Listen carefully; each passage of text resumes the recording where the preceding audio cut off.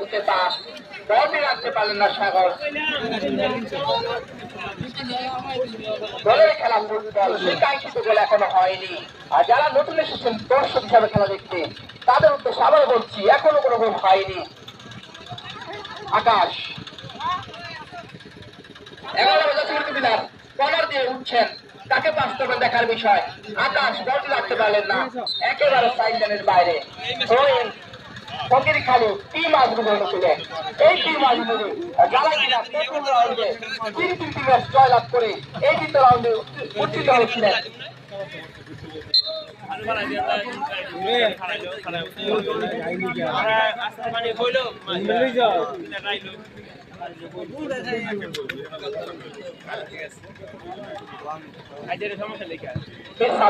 লম্বা করে পাস করলেন,